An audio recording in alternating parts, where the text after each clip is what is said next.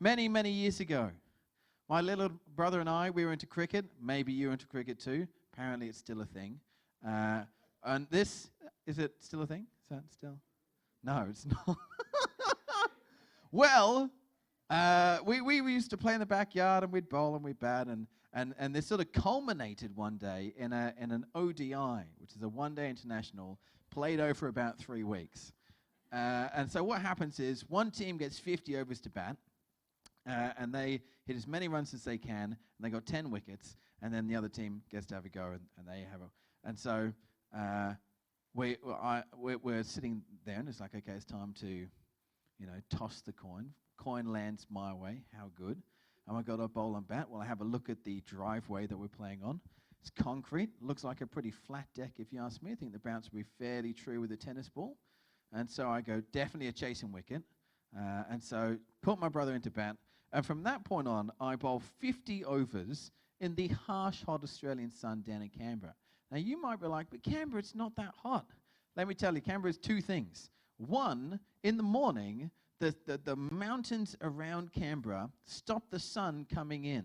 And so it's minus 50 degrees. But then the sun pokes his head over the mountains, and the mountains don't let any breeze in. And so then it's 4,000 degrees, and that's summer.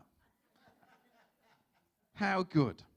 50 overs I bowl of line and length amazingness. Occasionally the spinner comes on, who, if we're honest, is just me bowling my fast ball slower and then being like bowling Warnie at the end of it and feeling very good about myself. And I, from vague memory, I think he scored about 270 runs, that's pretty good. Bowling, take that, Pete. Anyway, that was like, so I sat down, right, and I was like, okay, well, how am I going to play this out? And I looked at the score, and I was like, all right, well, I'm going to knock it round for a bit. And then when he's tired, I'm just going to belt him and score 1,000,000 runs. And then I can knock it round again at the end, and it'll be easy. And so about 20 overs in, I'm feeling fantastic. I'm like 150. I might have lost like 2 wickets or whatever. Crushing him. 100 runs to go, 30 overs. And I'm loving the idea. After me having to bowl 50 overs in that worst sun, I was like, bring it on. You've still got 30 more overs of this, and I'm going to score the last run off the last ball just to get you. At which point, my brother plays his trump card. And he turns around at the end of one session, and he just goes, you know what, I give up. You're going to win. I'm not going to play anymore. And went inside. You laugh. I was more angry than I have ever been in my life. This is unquestionably, and still is, the greatest injustice in the world. He still, to this day, has not bowled those 30 overs. And if you would like to write to him, I don't know his email, but I'll give it to you. I'll tell you. What an amazing email to get out of the blue. Hello. This is Trevor Sanders, and my pastor told me. Anyway. In retrospect, it's a genius move, right? It's the only way he gets any sort of dignity out of this. But for me, all I could see was his selfishness, right? I looked past so easily. I can't wait for him to bowl 30 overs in this hot sun so that I can whack the ball around, because batting is the best bet, right?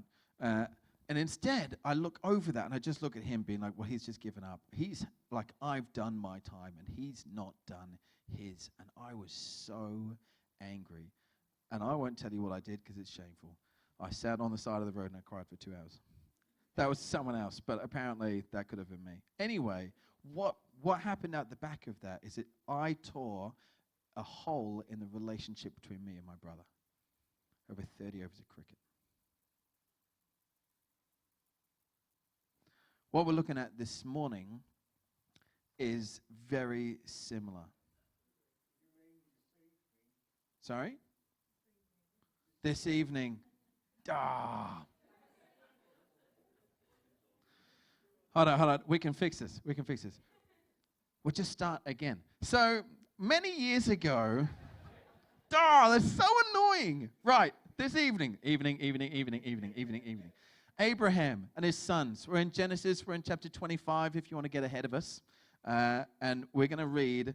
And if someone loves reading hard biblical names, I have a role for you in a minute. that I think you're really going to enjoy.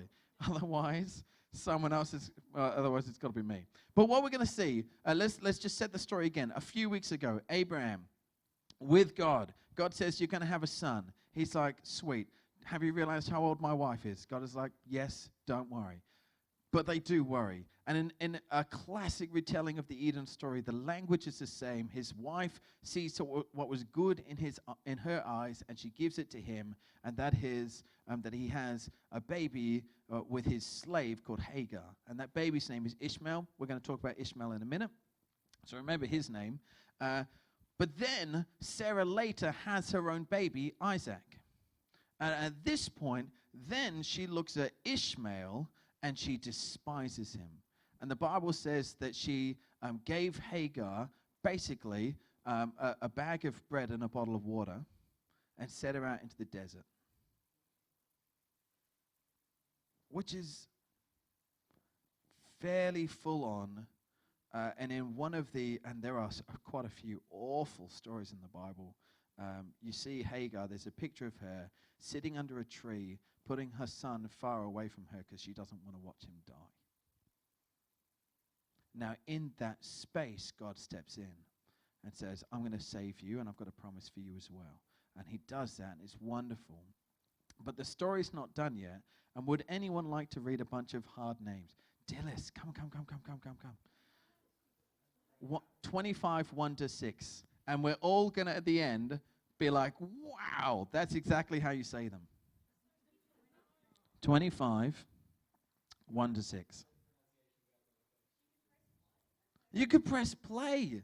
Don't do that. That's cheating. Here you go. I was told on good authority it didn't matter how you pronounced them, as long as you pronounced it with authority. You like that? Okay. So, Abraham had taken another wife, whose name was Keturah. She bore him Zimram, Jokshan, Midian, Ishbak, and Shua. Jokshan was the father of Sheba and Dedan. The descendants of Dedan were the Ashurites, the Letushites, and the Lamanites. The sons of Midian were Ephah, Hanok, Abida, and Eldar. All these were descendants of Keturah. Quite a few of them. Abraham left everything he owned to Isaac. But while he was still living, he gave gifts to the sons of his concubines and sent them away from his son Isaac to the land of the east. Beautiful. Perfect. That's it. Wow. How good. I always feel bad when you just want to read and then you give them the genealogy. But there we go. After Sarah dies, Abraham has another wife. Her name is Keturah, if you missed that in the story. And he then has many sons. Many sons has Father Abraham. Now, stop it. Christine didn't do it the other week, and I was like, it's the one joke that makes me so happy. Right. Ishmael has two sons as well. So they have Midian, Sheba, Dedan, Ephah. Ishmael has Nebaioth and Kedar. And what we start to see is these brothers and cousins of Isaac become really important in the story because these sons father the nations that surround Israel. So these 6 or 7 people are Cain becomes the Edomites, and you have the Ashurites and the Assyrians, and there's someone else's, and there's lots of them. But crucially for us, all of them bear hostility to the others. This is a family caught in absolute infighting. And so at the end of Abraham's life, he dies not long, at the end of this section. There was a promise at the start, if you remember, in chapter 12. God said, Abraham, you're going to have many sons. You're going to become a great nation. And now, at the end of it, we've got Abraham with a bunch of sons who are all fathering a few different nations, and all of them hate each other. The climax of this being, in the moments before he died, he leaves everything to Isaac, gives a few tokens to the other guys, and then sends them east.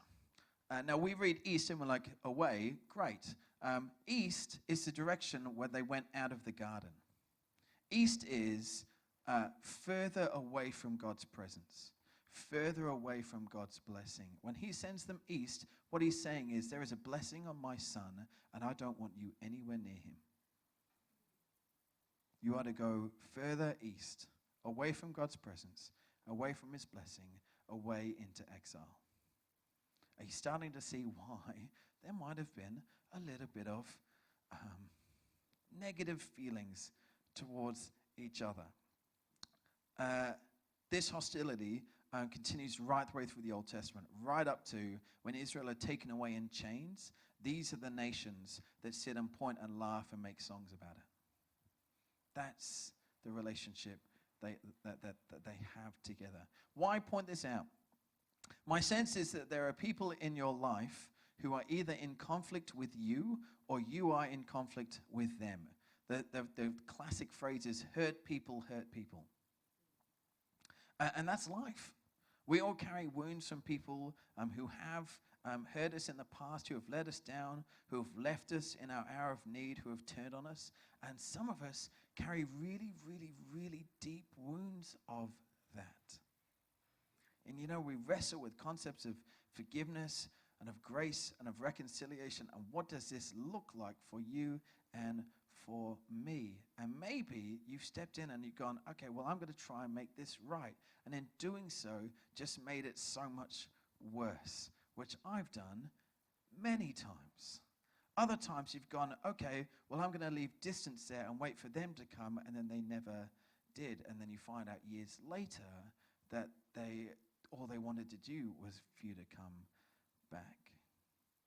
For some of us, we're genuinely scared of making things right because they'll do it again. And just aside from everything else, that's okay to not make things right. I hope you find some encouragement here and in Isaiah 60, which is where we're going to next. We're going to go to Isaiah 60 and Isaiah 2. And these two passages, there are approximately 1 million reasons why the Old Testament is so good. And I think this is 5,300 and something. It's so good. Would someone like to read it? Otherwise I will. I'll read it. Here we go. It says in Isaiah 60, "Arise, shine, for your light has come, and the glory of the Lord rises upon you. See, darkness covers the earth, and thick darkness is over the peoples. But the Lord rises upon you, and his glory appears over you. Nations will come to your light, and kings to the brightness of your dawn. Lift your eyes and look around you. All assemble and come to you. Your sons come from afar, and your daughters are carried on the hip. Then you will look and be radiant, and your heart will throb and swell with joy. And the wealth of the seas will be brought to you.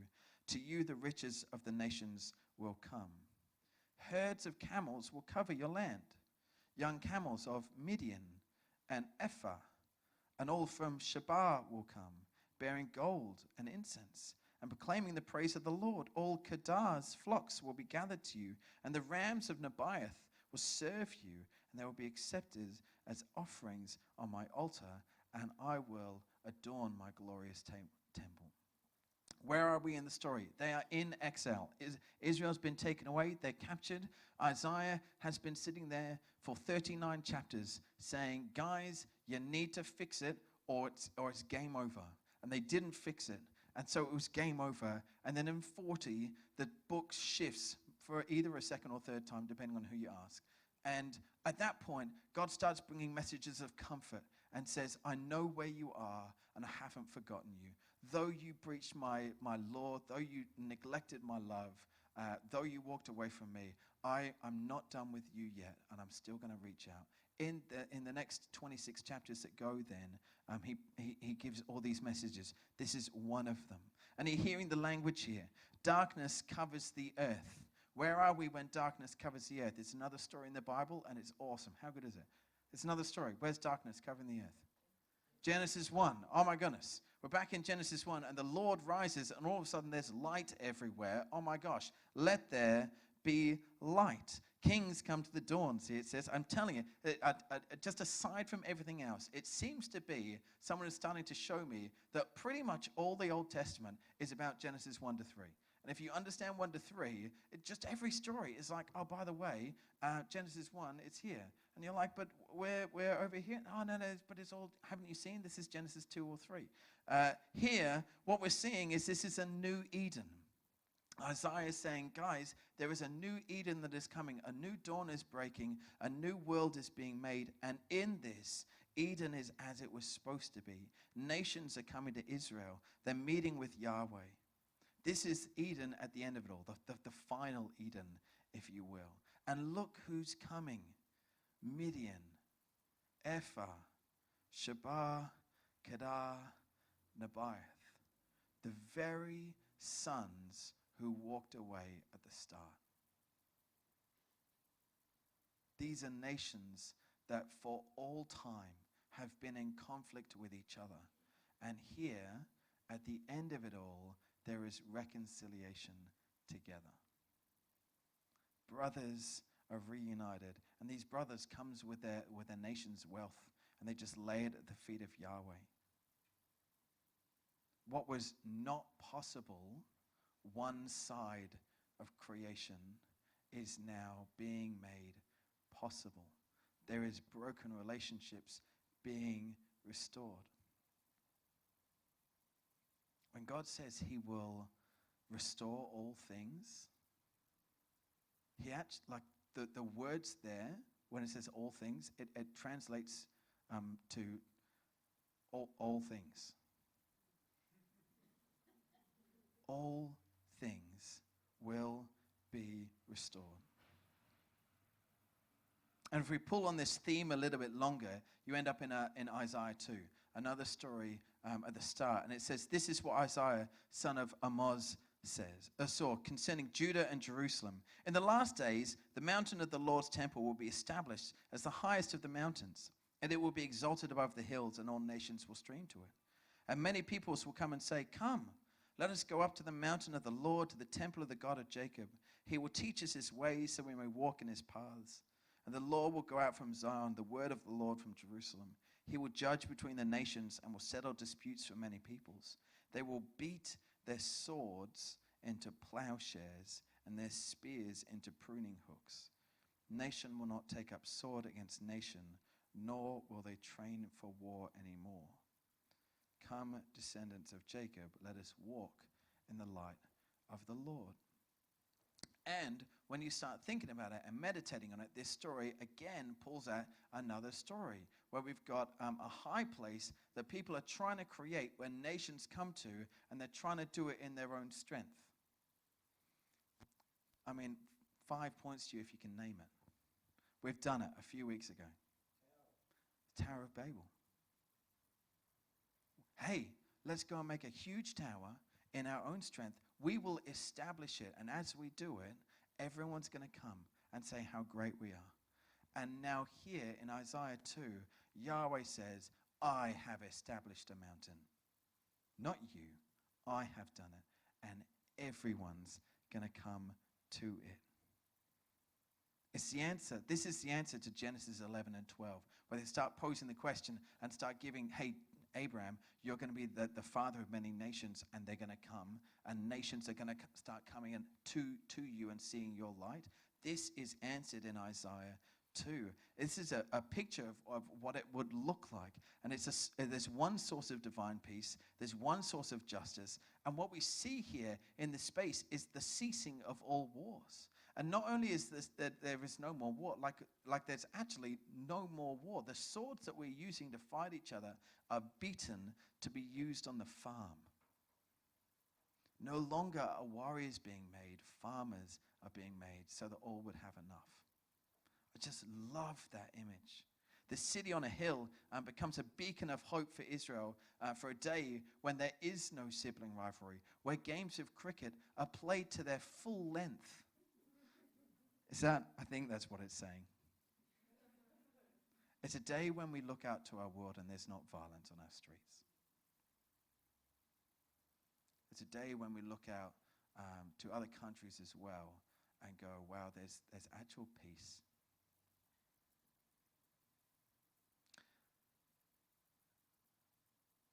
It's a day when there's no longer conflict between you and me.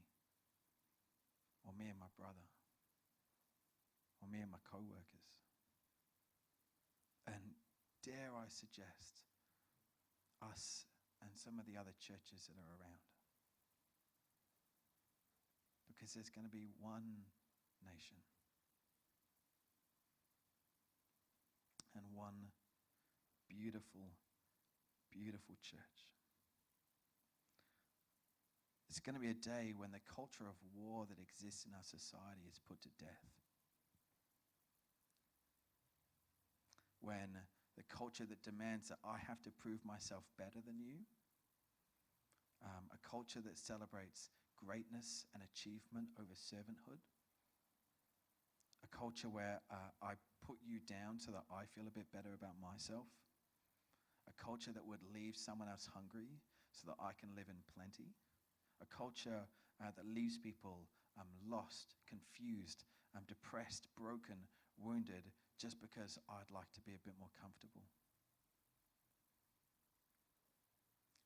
Jesus and Christine talked last week about taking your cross. He invites us to die to that culture, to put it to death, and instead carry our cross. What would it look like? What would it look like if we did that? You see, in his kingdom, things will be different. Instead of greed and selfishness, there'll be generosity, there'll be love, and there'll be sacrifice. Instead of the pursuit of individuality, which we can all see is killing culture, and it's killing us. Instead, there'll be a community, which is a place where I can give to you and you don't feel guilty, and you can give to me and I don't feel guilty, because we learn to give and receive together. We know at the end of it, like that's what lies ahead. That's the goal. What's to stop us doing it more and more and more until that day? A culture where we look out, where we reach out. Because I get it. The kingdom is now and not yet, and that's what Jesus talks about.